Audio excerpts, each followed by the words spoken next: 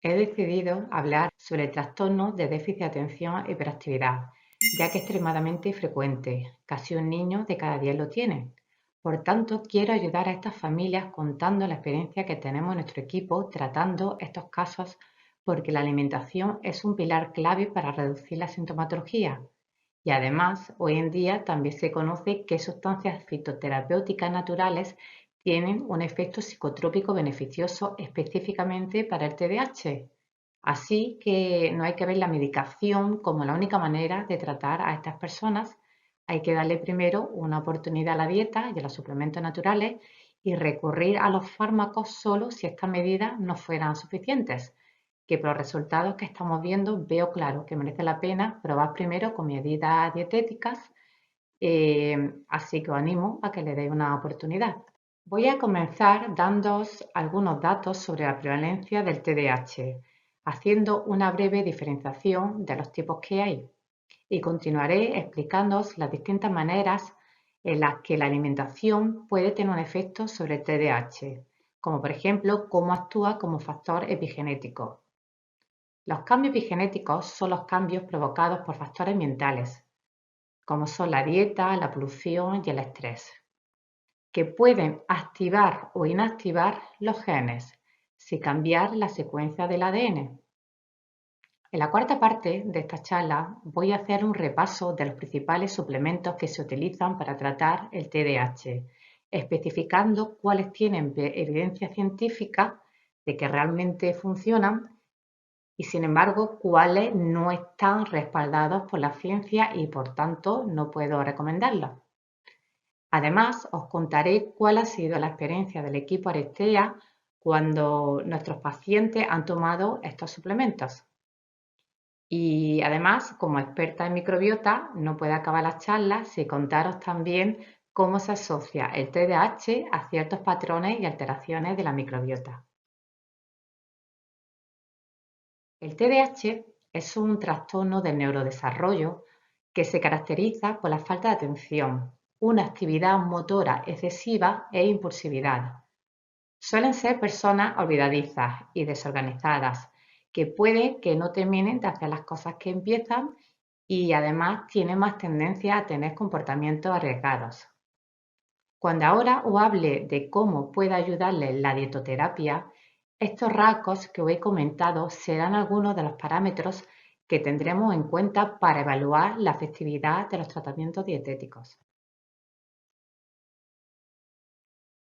El TDAH tipo inatento, que se conoce por las siglas TDA, es el subtipo más frecuente que hay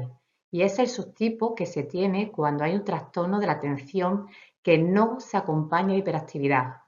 y por eso está más infradiagnosticado y muchas veces simplemente se les pone a estas personas la etiqueta de distraídas y pueden tener una baja autoestima por no ser bien comprendidas ni siquiera por ellos mismos y por eso se pueden llegar a sentir bastante mal. La prevalencia de este trastorno es bastante abrumadora.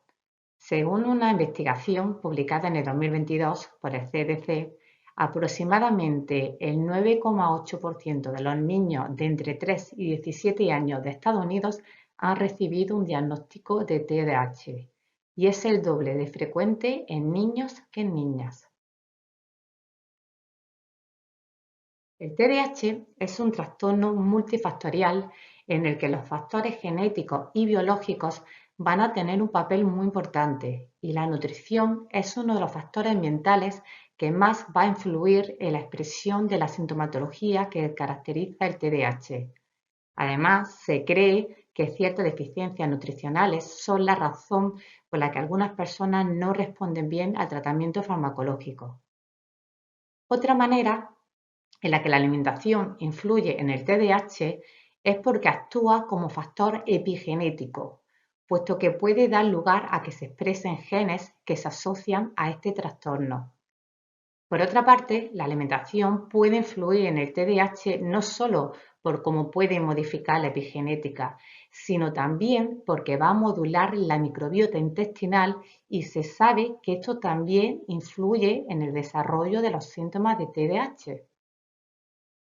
En un estudio publicado este mismo año, realizado en Estados Unidos, se ha observado cómo los alimentos están contaminados con metales pesados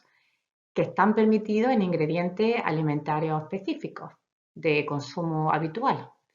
Y se ha alertado en este estudio de la gran exposición que hay a través de los alimentos, sobre todo a mercurio inorgánico y a plomo, lo que puede afectar al epigenoma.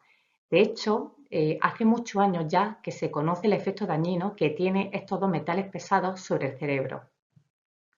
Esto es tan preocupante que incluso el Congreso de los Estados Unidos ha confirmado que los niños estadounidenses están expuestos a metales pesados debido a los contaminantes presentes en el suministro de los alimentos.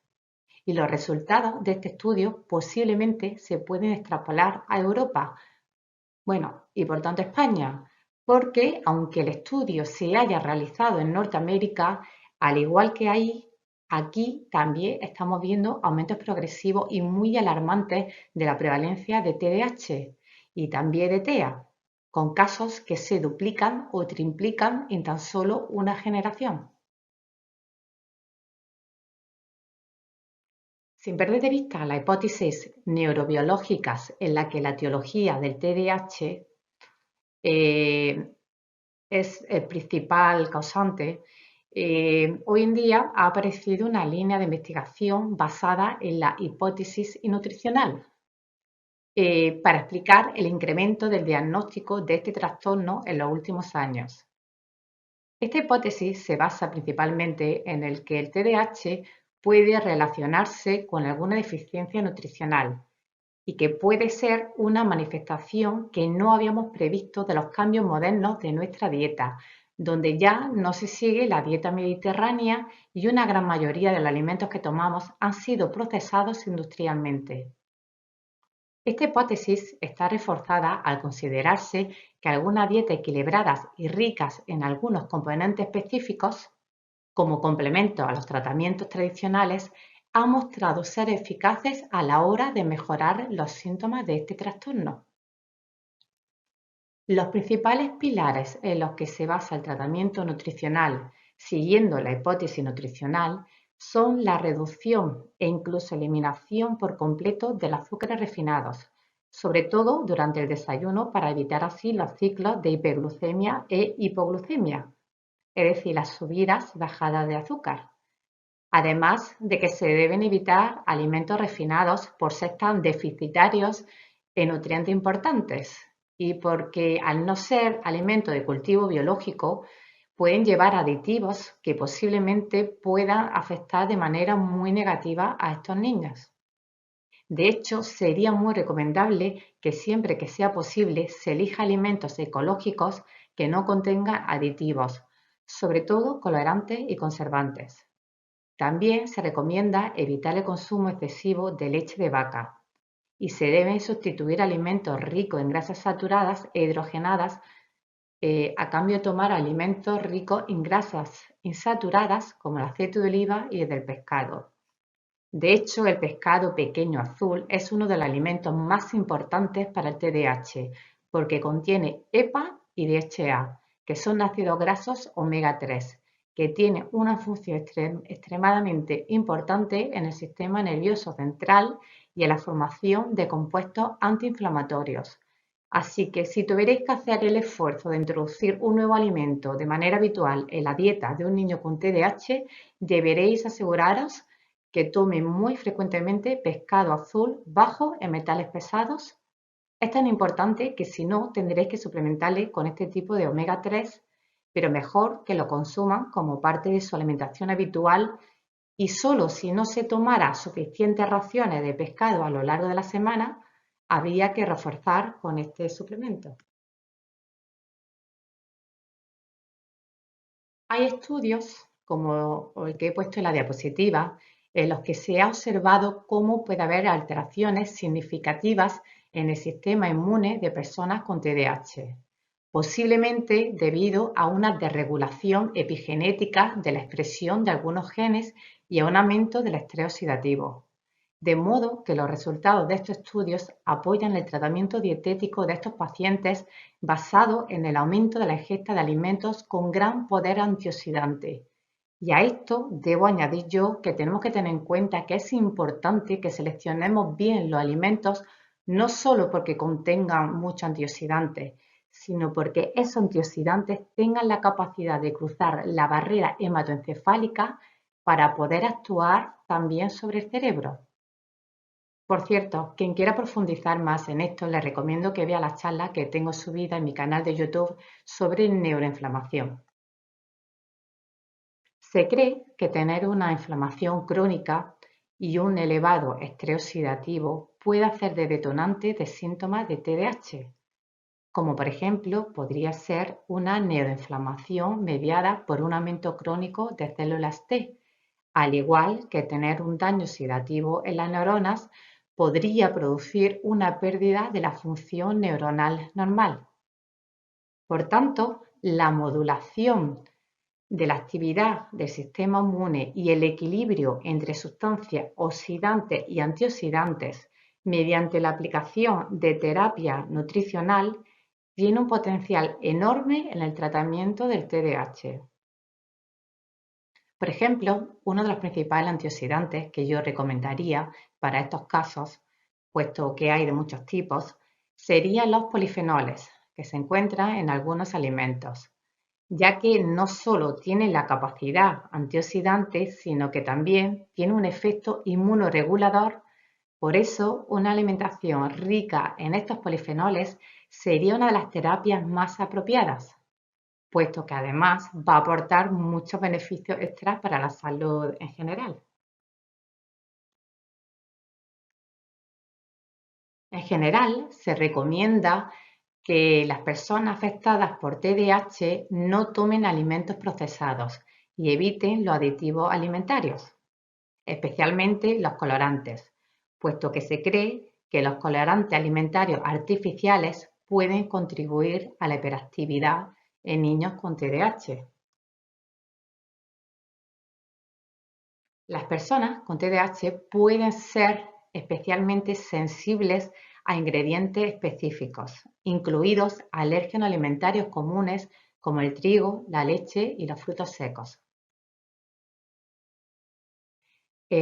Dado que ciertos alimentos pueden afectar de forma diferente a las personas con TDAH,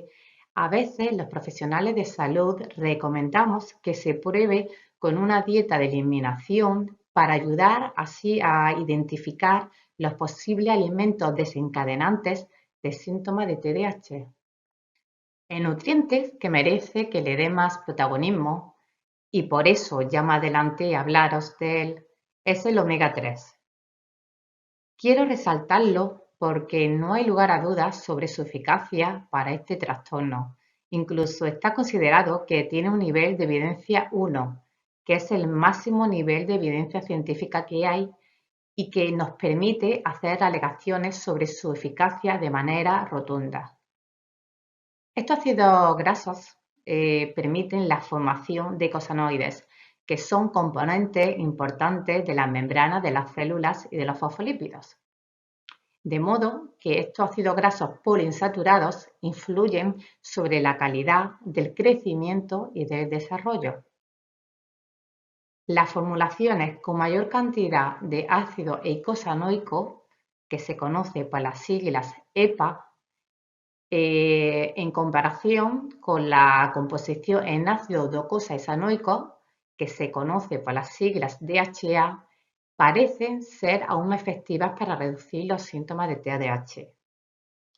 Las dosis que han demostrado ser útiles son entre 1 y 2 gramos de omega 3 de algún suplemento que contenga al menos 400 miligramos de EPA y tomarlo al menos durante 14 semanas. Tened en cuenta de que estoy hablando de suplementación con omega 3 para los casos en los que no se pueda llevar una dieta muy rica en pescado pequeño azul, porque siempre que podamos conseguir los nutrientes que necesitamos mediante la dieta y en cantidades suficientes, así es como deberemos tomarlos. Y en el caso del omega 3 sí que sería factible conseguir tomar todo el que necesitamos mediante la dieta. Por cierto, siendo de Málaga, obviamente la imagen que he elegido para mostrar una buena fuente natural de omega 3 es un espeto de sardinas.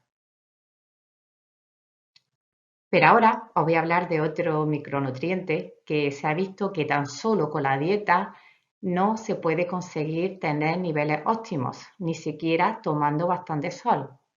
Después de nombrar la palabra sol, ya habréis imaginado que ahora os voy a hablar de la vitamina D. La deficiencia de vitamina D es muy relevante en la patogénesis de trastornos neurológicos, no solo en el TDAH, sino también otros como autismo, depresión y esquizofrenia. En el estudio del 2020, que he puesto en la diapositiva, se observó cómo la suplementación con vitamina D y magnesio en niños con TDAH fue eficaz para mejorar los problemas de conducta, problemas sociales y ansiedad o timidez, aunque no sirvió para disminuir los problemas psicosomáticos de una forma significativa. Y en un estudio anterior de 2018 ya se había observado también cómo se mejoró la función cognitiva en el grupo de niños con TDAH que habían recibido suplementos de vitamina D. Específicamente, su mejora fue en los dominios de nivel conceptual. La razón por la que la vitamina D podría ayudar en el TDAH posiblemente sea porque influye en los niveles centrales de dopamina a través de diferentes mecanismos, incluida la transición de calcio, las propiedades antioxidantes y la expresión génica.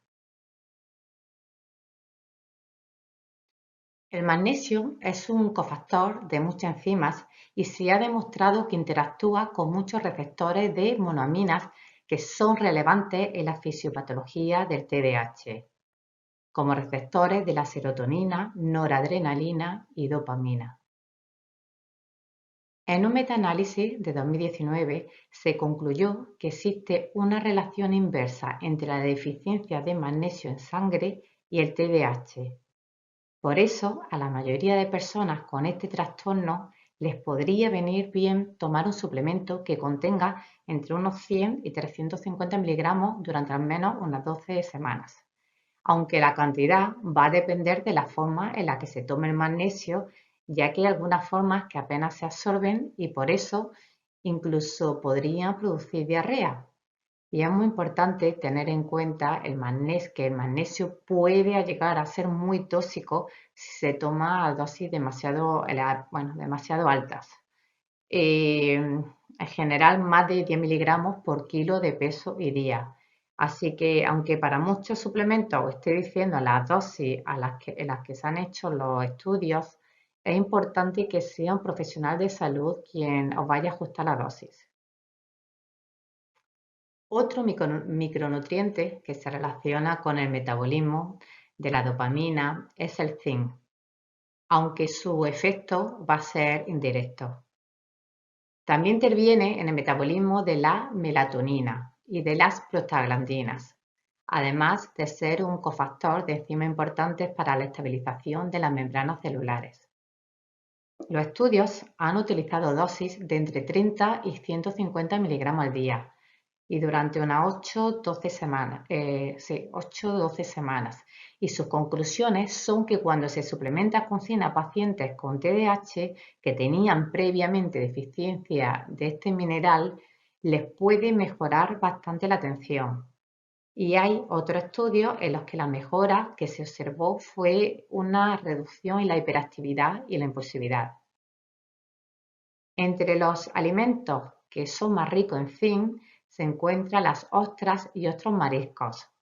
aunque yo nunca daría bivalvos a los niños puesto que son los filtros del mar y contienen mucha cantidad de plásticos PCBs y metales pesados. Pero no importa porque hay otras fuentes alimentarias de zinc como son la carne roja y las aves, además de productos lácteos, legumbres como las alubias y los frutos secos que pueden aportar también bastante zinc. El hierro es un cofactor de la tirosina hidrolasa, que es la enzima que limita la velocidad de síntesis de las monoaminas y por tanto es fundamental para la producción tanto de dopamina como de noradrenalina, que son los principales neurotransmisores que se relacionan con el TDAH. La deficiencia de hierro causa una transmisión dopaminérgica anormal, lo que se cree que puede contribuir a la fisiopatología de este trastorno. En un estudio se observó cómo niños que tenían niveles de ferritina anormalmente bajos tuvieron una mejora de los síntomas de TDAH cuando se les suplementó con 80 miligramos de hierro al día, comparados con los que tomaron un placebo. Aunque tened en cuenta que 80 miligramos es una dosis para los que tienen anemia, cuando lo que se quiere es simplemente prevenir que llegue a haber una anemia, la dosis es bastante menor, aproximadamente unos 10 miligramos al día durante unas 12 semanas, aunque por supuesto es el profesional de salud quien debería ajustar las dosis. El cobre interviene en el metabolismo y en la degradación de las catecolaminas a través de la dopamina beta hidrolasa y la monoamina oxidasa. De modo que cuando hay concentraciones más elevadas de cobre, se produce una reducción de los niveles de dopamina. Por lo que hay que tener cuidado en el caso de TDAH y no se deben tomar multivitamínicos y algunos suplementos que traen varias cosas, puesto que muchos de ellos también contienen cobre. Y el problema no es ya solo que se suplementara con este mineral. Si se suplementara con este mineral, entonces se podría disminuir potencialmente la dopamina, sino otro problema adicional es que también se afectaría el sistema glutatión y habría una disminución del glutatión disponible en las células y esto va a provocar una reducción de la capacidad de eliminar las partículas de peróxido de hidrógeno, que es muy oxidante y por tanto daña a las células. Pero no penséis que por esto el cobre en general va a ser nocivo o dañino, ya que realmente es un cofactor muy necesario para muchas enzimas, como por ejemplo la enzima DAO, que metaboliza la histamina. Y por otro lado, aunque afecte de manera negativa al antioxidante glutatión, el cobre forma parte de otra enzima antioxidante que se conoce por sus siglas como SOD. Esto parece un poco complejo, pero la idea con la que os quiero que os quedéis es que la suplementación con cobre, cuando estamos ante un caso de TDAH, podría estar contraindicada, sobre todo si no se parte de tener una deficiencia previa y además es que se observó en un estudio que estas personas suelen tener concentraciones más elevadas de cobre en sangre que las personas sin TDAH. Aunque bueno, hay otros estudios en los que no se han encontrado que haya diferencias significativas. Concluyendo, con el cobre hay que ser especialmente cautos, pero aún así habrá casos en los que sí que sea conveniente suplementarlo, como por ejemplo que se sepa que se va a producir una disminución de este mineral porque queremos suplementar con metionina y zinc,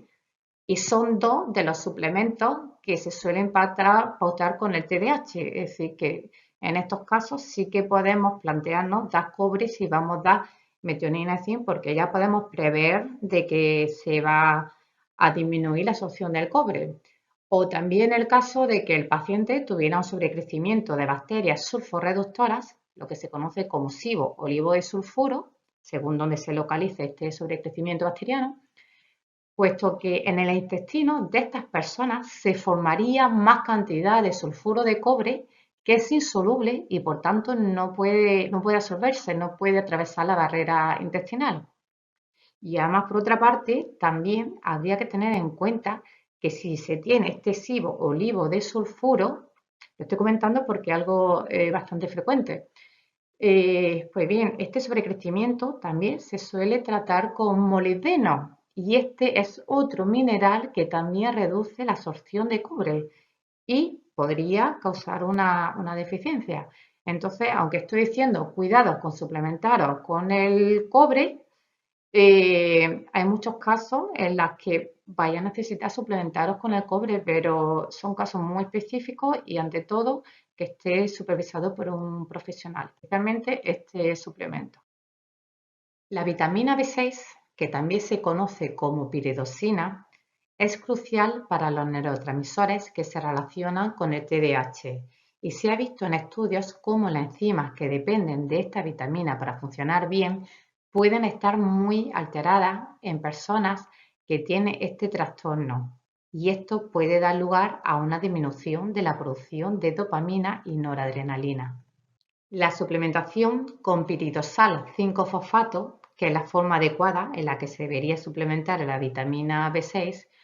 puede normalizar el comportamiento, especialmente cuando la manifestación de síntomas del TDAH se ha producido por la alteración del metabolismo de esta vitamina. Algunos estudios han evaluado el papel que tienen algunos macronutrientes como péptidos y aminoácidos en el TDAH, puesto que pueden actuar como coadyuvantes metabólicos. Dado el impacto que tienen los aminoácidos aromáticos sobre la síntesis de serotonina y dopamina, puesto que son los sustratos que se utilizan para formar estos neurotransmisores, si hubiera un déficit de tirosina o de fenilalanina, en teoría no se podría formar suficiente dopamina, al igual que si no hubiera suficiente triptófano, se limitaría la producción de serotonina. Algunas investigaciones sugieren que los pacientes con TDAH tienen niveles más bajos de aminoácidos como la fenilalanina, por lo que se tenía la esperanza de que si suplementábamos con fenilalanina, de esta manera podríamos tratar este trastorno. Sin embargo, tomar fenilalanina por vía oral no parece tener ningún efecto sobre los síntomas de TDAH, ni tampoco la suplementación con el resto de aminoácidos aromáticos. Por tanto, si seguimos los resultados de estos estudios, no podemos recomendar el tratamiento con estos aminoácidos. Aunque esto no nos va a quitar no va a restar importancia de que haya que tener una alimentación que nos aporte suficientes aminoácidos aromáticos, porque si tenemos deficiencia, potencialmente nuestro cerebro no va a poder formar estos neurotransmisores si no tiene estos sustratos. En un estudio se ha observado cómo altas dosis de taurina reduce el comportamiento hiperactivo, probablemente a través de una modulación de varias vías del sistema inmunitario.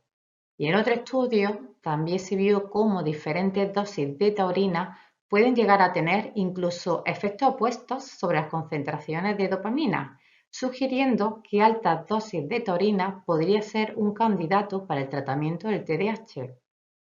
Además, la taurina tiene un efecto protector en el cerebro.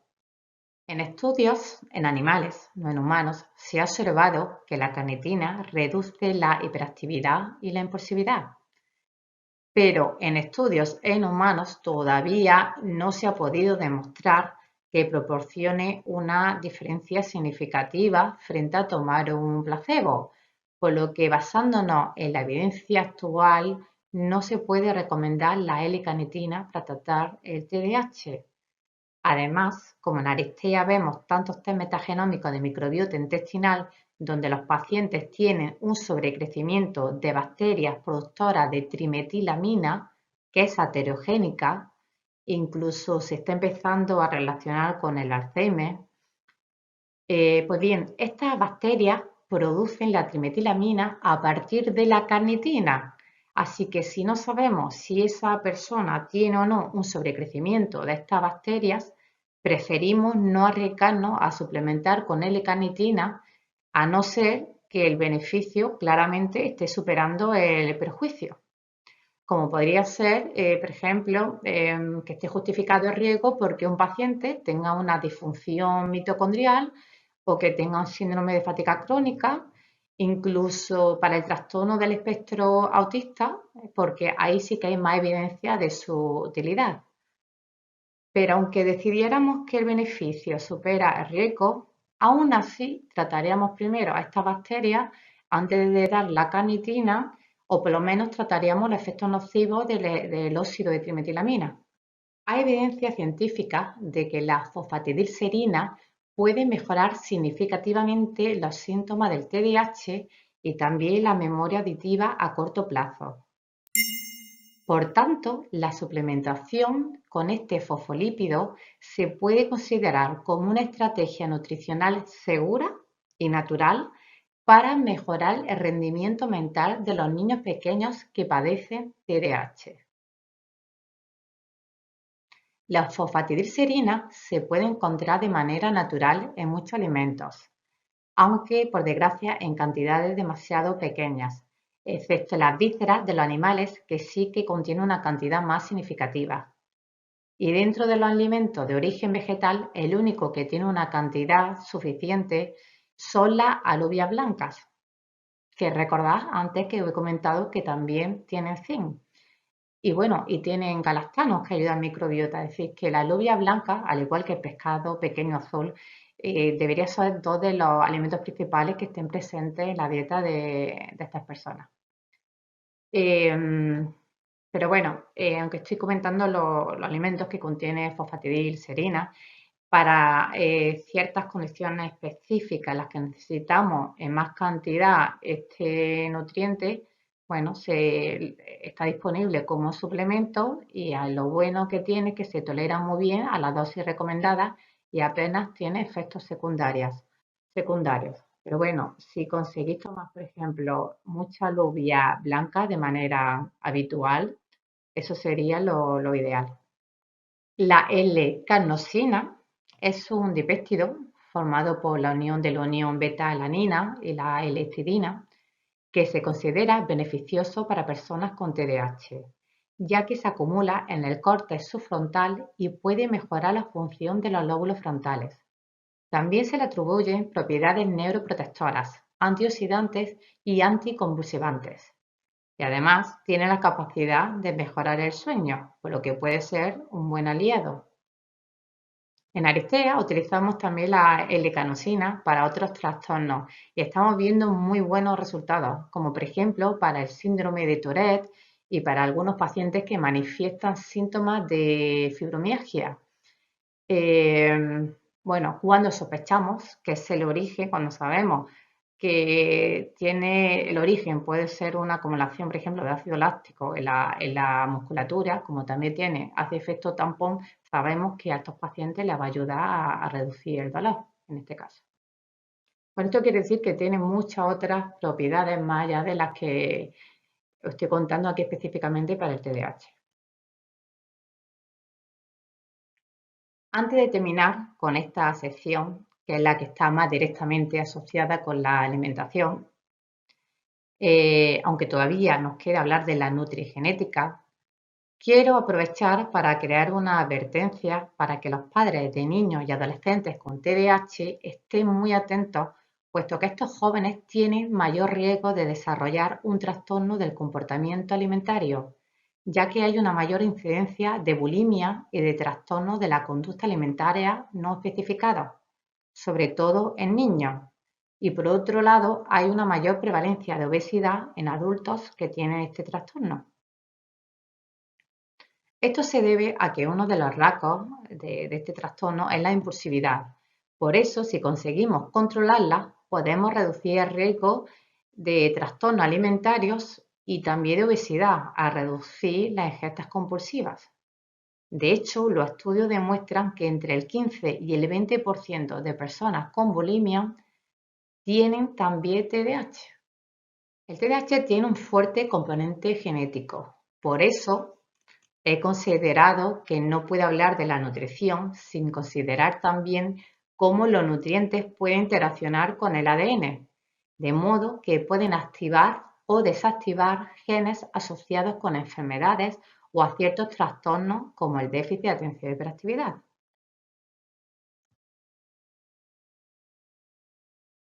No todos los genes que tenemos se expresan. Algunos se mantienen inactivos incluso durante toda la vida. Que se expresen o no va a depender de factores de transcripción dietéticos, como por ejemplo que haya un déficit de zinc o que haya una exposición a sustancias ambientales que sean tóxicas, como el mercurio o los pesticidas organofosforados.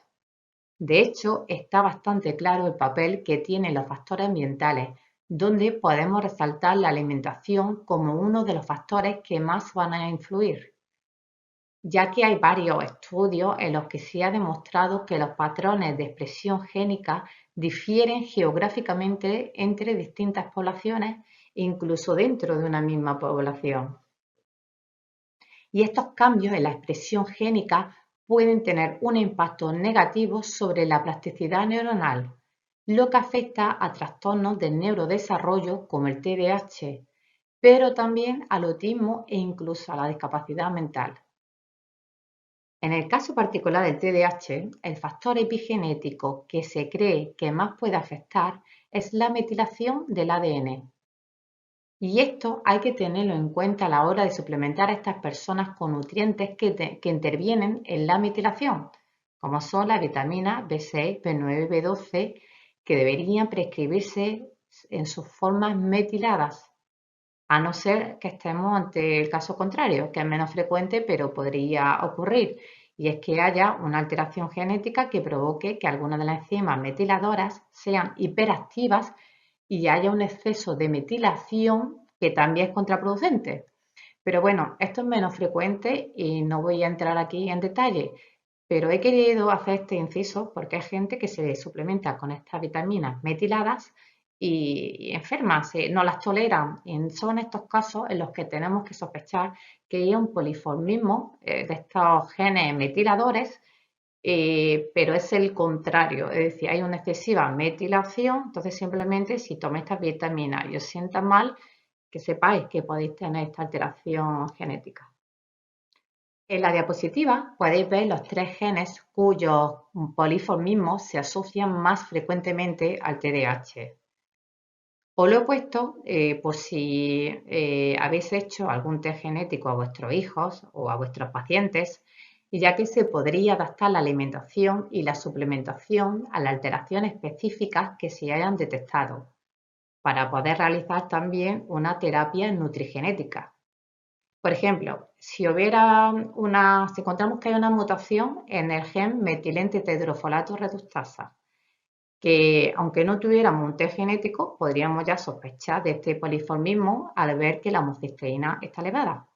Pues en este caso será recomendable una dieta muy rica en alimentos que contengan folato, como por ejemplo las espinacas, y se tendría contraindicado tomar cereales fortificados en ácido fólico, ya que solo se debería tomar la vitamina B9 suplemento en su forma metilada. Otro gen que es de especial interés para el TDAH es el catecol o metiltransferasa, que se conoce como COMT, ya que tiene un papel crucial en la degradación de la dopamina en el córtex prefrontal. El tercer poliformismo genético que tenemos que tener en cuenta para descartarlo siempre que sea posible, porque su alteración se manifiesta con síntomas de TDAH, es el monoaminosidasa A o MAO-A, puesto que da lugar a la expresión de una enzima que actúa de manera demasiado rápida, dando lugar a síntomas que se solapan con el TDAH. Algunos signos comunes son que hay una mayor tendencia a tener adicciones, depresión, dificultad para mantenerse dormido, fatiga e incluso antojo o ansia por tomar azúcares y carbohidratos. Una de las consecuencias de que haya una alteración del metabolismo de la metilación es que la homocisteína suele estar aumentada tanto en el TDAH como en otro trastorno del neurodesarrollo, el TEA. La homocisteína es una sustancia dañina, de hecho es un marcador de riesgo cardiovascular. Por eso es importante suplementar, en este caso, con las vitaminas B6, B9, B12 en su forma metilada para que la homocisteína se transforme en aminoácidos que necesitamos, como la cisteína y la metionina. Por otra parte, las personas con TDAH suelen tener disminuida la vitamina B12.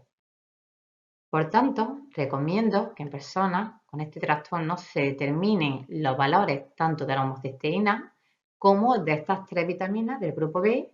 y en caso de tener elevada la homocisteína, pues se suplemente con estas vitaminas. Vamos a entrar ahora en la sección de tratamientos naturales para el TDAH que no están directamente relacionados con la alimentación,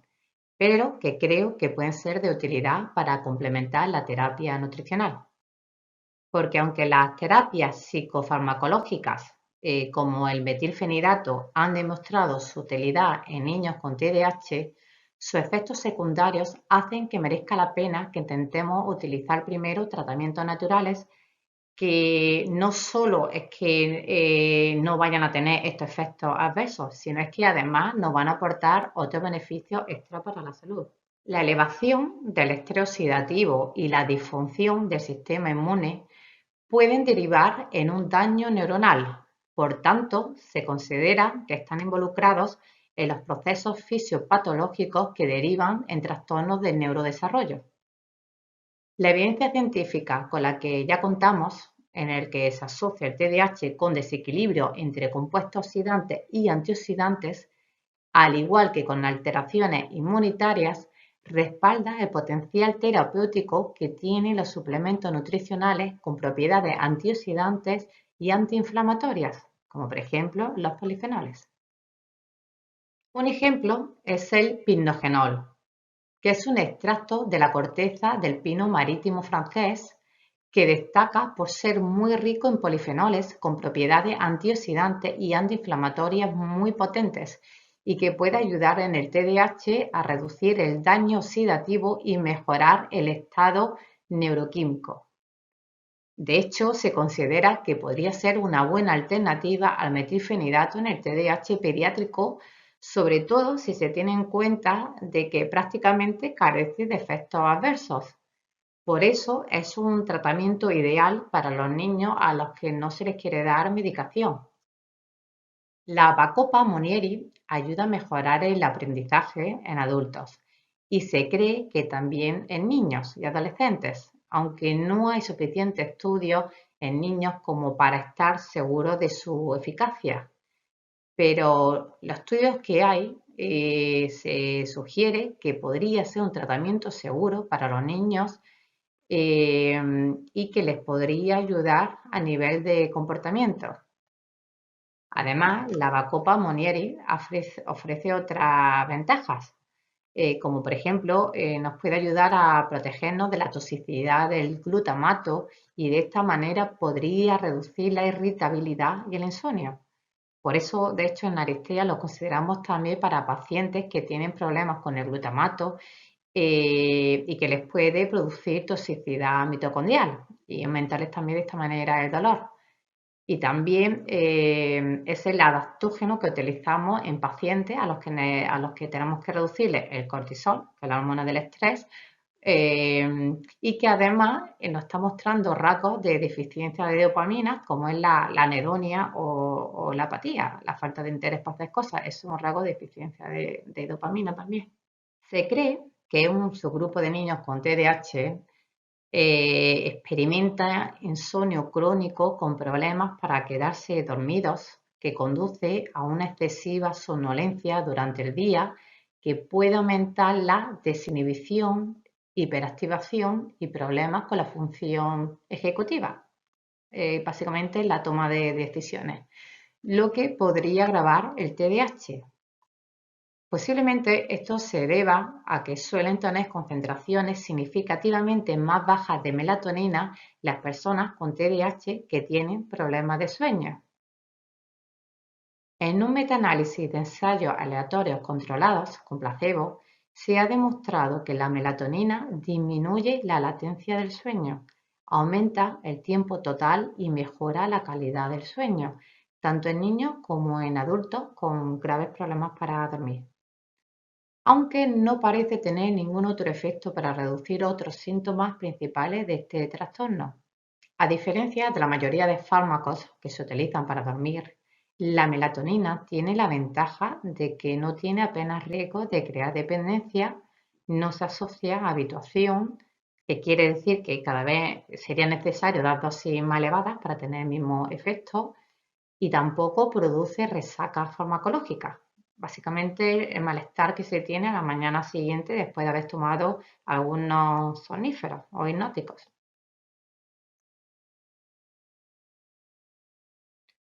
En niños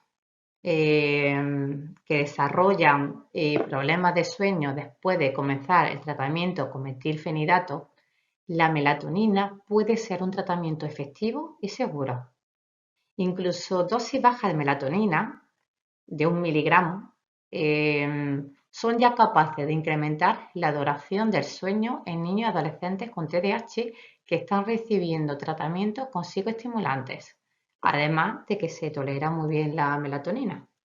La L-teanina es un aminoácido que proviene del té verde y en general, para la población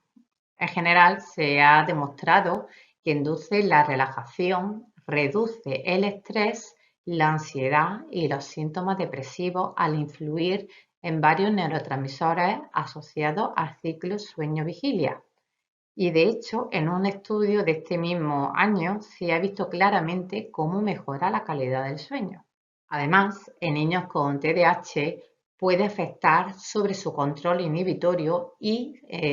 a su cognición en general. La L-teanina, la cafeína y su combinación ayudan a mantener la concentración durante más tiempo y parece que mejoran el rendimiento cognitivo general de niños con TDAH, posiblemente gracias a que ayudan a disminuir la abstracción mental cuando hacen un esfuerzo por poner atención. Mientras que la teanina sola o la cafeína sola parecen aumentar la impulsividad cuando se toman por separado, la combinación de estas dos sustancias parece disminuir la impulsividad en niños con TDAH, mejorando también este aspecto del trastorno. En conclusión, la combinación de estos dos estimulantes naturales puede utilizarse como un agente terapéutico para controlar los síntomas en niños con TDAH. Hay plantas que pueden modular procesos inflamatorios a través de la influencia que ejercen sobre el sistema inmunitario y por sus propiedades antioxidantes. Por eso se cree que potencialmente podrían ayudar al TDAH, aunque todavía no hay suficientes estudios para saber hasta qué punto podrían ser útiles. Así que en la siguiente diapositiva os voy a nombrar algunos. En ratas tratadas con baicaleína se ha observado un incremento de la dopamina en una parte del cerebro, una reducción también de su actividad motora y un incremento de las habilidades de aprendizaje espacial. De hecho, este suplemento suele utilizarse como ansiolítico y también como sedante, pero me temo que todavía no hay suficiente estudio, bueno, no hay, que yo sepa, ningún estudio en humanos que haya demostrado que funciona para el TDAH,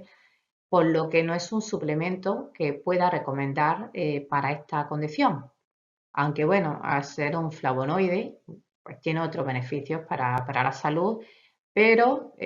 no no se podría utilizar como terapia para el TDAH.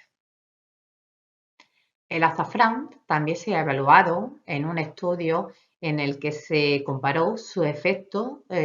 frente al metilfenidato y se vio que tenía la misma eficacia. Pero aquí tan solo se estudió la terapia con azafrán a corto plazo, por lo que haría falta estudios de más tiempo de duración y, bueno, mejor diseñados. Así que con los estudios que tenemos ahora mismo tampoco se puede recomendar, pero eso no quita que se pueda añadir azafrán, por ejemplo, a la comida. En un estudio observacional se sugirió que el ginseng rojo podría ser eficaz para mejorar la falta de atención en niños con TDAH, pero sigue siendo incierto hasta qué punto podría ayudar. Y bueno, la melena de león es bien conocido su efecto, aparte de la microbiota y la permeabilidad intestinal, sobre todo a nivel cerebral. Potencia la formación de mielina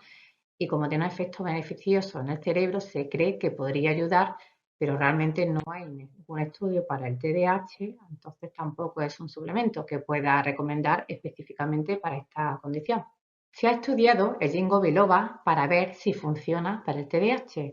puesto que potencialmente podría ayudar ya que mejora el flujo sanguíneo cerebrovascular y afecta a varios sistemas de neurotransmisores. En un estudio bien diseñado de 2010, se le dio a personas con TDAH entre 80 y 120 miligramos de extracto de ginkgo biloba durante 6 semanas y se vio que al menos, se vio que fue menos efectivo que el tratamiento con el metilfenidato, aunque tuvo la ventaja de producir menos efectos secundarios, como el insomnio, dolor de cabeza, falta de apetito. Y en otro estudio posterior en el que se dio a los participantes una dosis mayor de hasta 240 miligramos de 3 a 5 semanas, se observó cómo se mejoraron los síntomas de TDAH, además de la actividad eléctrica cerebral. Pero aún así, no hay todavía suficiente evidencia para apoyar el uso del ginkgo biloba como alternativa al metilfenidato, porque no se sabe si realmente mejoró los síntomas más que lo hubiera hecho cualquier placebo.